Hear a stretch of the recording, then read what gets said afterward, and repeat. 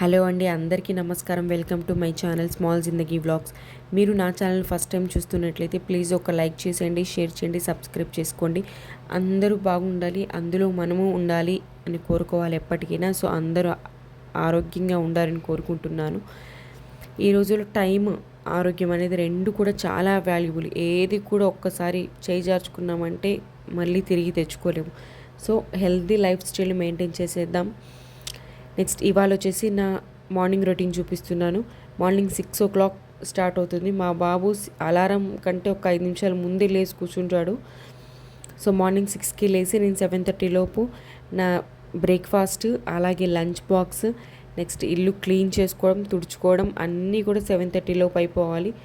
So morning ఎలా ఉంటుందంటే ఒక పరుగు పందెంలాగా ఉంటుంది. ఈ పని తర్వాత ఆ పని, ఆ పని తర్వాత ఈ పని. ఏదైనా కూడా వెజిటేబుల్స్ ఇలాంటివన్నీ నైటే కట్ చేసి పెట్టుకోవాలి. మార్నింగ్ లేచిన తర్వాత కూడా మనం ఏ పని తర్వాత ఏది చేయాలి, ఫస్ట్ రైస్ పెట్టేసేయాలి, రైస్ పక్కన కర్రీ పెట్టేసేయాలి, ఈలోపు కర్రీ అయిపోయిందా పెట్టేసి బ్రేక్ఫాస్ట్ పెట్టాలి, లేదా చట్నీ, ఇలా ఒకదాని తర్వాత ఒకటి చెయ్యాలి అనే మనకి ఐడియా మనకు ఉంటే మార్నింగ్ పనులు అనేవి ఈజీగా అయిపోతాయి. అలా కాకుండా ఉదయం లేచిన వెంటనే ఇప్పుడు ఏం చేద్దాం, ఇది అయిపోయింది ఏం చేద్దామని ఆలోచిస్తుంటే లేట్ అవుతుంది.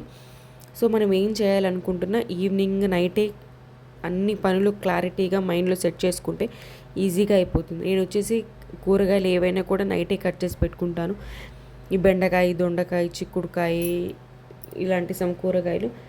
ఈ ఆనియన్, టొమాటో ఇవి వచ్చేసి మార్నింగ్ కట్ చేసుకోవాలి, ఇవి వచ్చేసి నైట్ కట్ చేసి పెట్టుకోకూడదు. సో నార్మల్ వెజిటేబుల్స్ కానీ ఆకుకూరలు కానీ ఇవన్నీ నైటే కడిగి కట్ చేసి క్లీన్ చేసి పెట్టుకుంటాను. సో మార్నింగ్ మనకు ఈజీ అవుతుంది.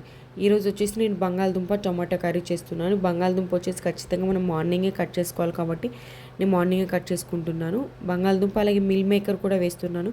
ఈ మిల్ మేకర్ అనేది కొంచెం వేడి నీటిలో నానబెట్టి ఇలా పిండేసి వేసుకుంటే దాంట్లో ఉండే లైట్ స్మెల్ అనేది పోతుంది.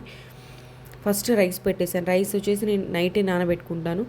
అప్పటికప్పుడే కడిగేసి పెట్టుకుంటే రైస్ అంతా బాగోదు.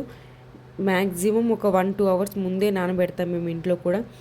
సో ఇప్పుడు మార్నింగే నానబెట్టే టైం ఉండదు కాబట్టి నైటే నానబెట్టేసుకొని ఉదయం లేచిన తర్వాత ఆ వాటర్ని తీసేసి కొత్త వాటర్ వేసుకొని పెట్టుకుంటాను. అలాగే అన్నం కూడా వచ్చేసి మేము వార్చుకుంటాం. కొంతమంది వారిస్తే విటమిన్స్ పోతాయి అంటారు, కొంతమంది అలాగే ఉండాలి అంటారు.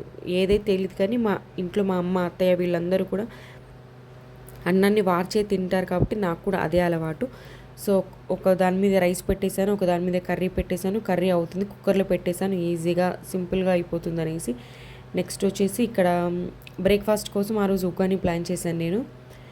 సో ఉగ్గాని కోసం వచ్చేసి ఆనియన్, పచ్చిమిర్చి, టొమాటో ఇవన్నీ కట్ చేసుకున్నాను. ఈ ఉగ్గాని రెసిపీ వచ్చేసి నేను కంప్లీట్ వీడియో నా ఛానల్లో ఉంది, జస్ట్ రెసిపీ ఒక్కటే, కావాలంటే చూసేయండి. మీకు ఎప్పుడైనా టైంపాస్ కోసం జస్ట్ అలా ఫోన్ చూస్తున్నప్పుడు నా వీడియో కనుక మీరు చూస్తే ప్లీజ్ లైక్ చేసేయండి, షేర్ చేయండి.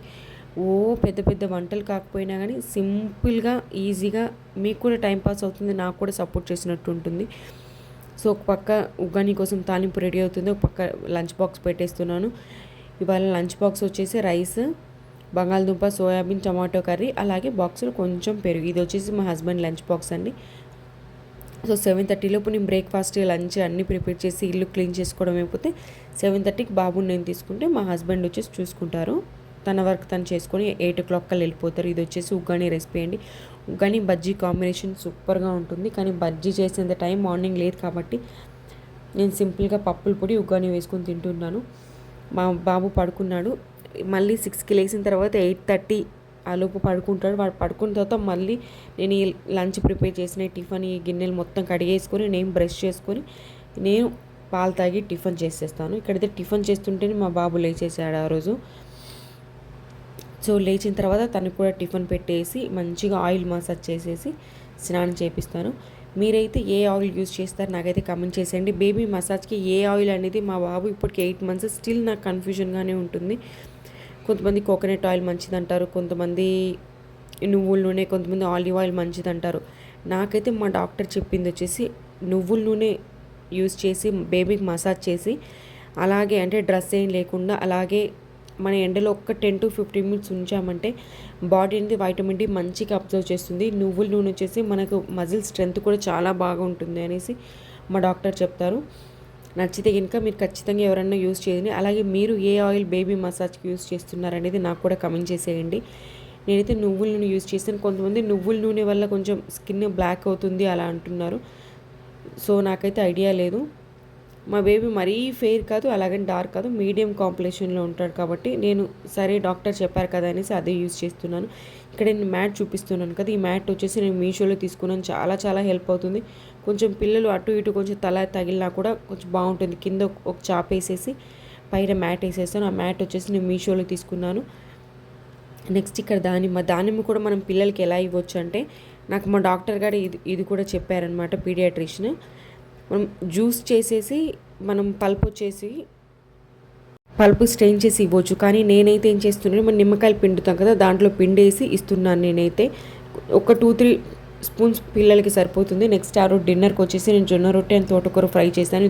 జొన్న రొట్టె కూడా నేను సింపుల్గా మనం చపాతీ కర్రతో చేసేస్తాను. రెసిపీ కావాలంటే నాకైతే షేర్ చేయండి, కమెంట్ చేసేయండి, నేనైతే మీకు చెప్తాను. ఇది కూడా మీషోలో తీసుకున్నాను. చాలా చాలా హెల్ప్ అవుతుంది. అస్సలు మా బేబీ స్క్రీన్ టైం అనేది నేను ఇవ్వట్లేదు. సో నా వీడియో మీకు నచ్చితే ఇంకా ప్లీజ్ లైక్ చేయండి, షేర్ చేయండి, సబ్స్క్రైబ్ చేయండి. మీ లైక్ అండ్ సబ్స్క్రైబ్ నాకు ఎంతో సపోర్ట్ ఇస్తుంది. ఇలాంటి మంచి మంచి వీడియోస్కి please like and subscribe. Thank you for watching. Bye bye. ధన్యవాదాలు.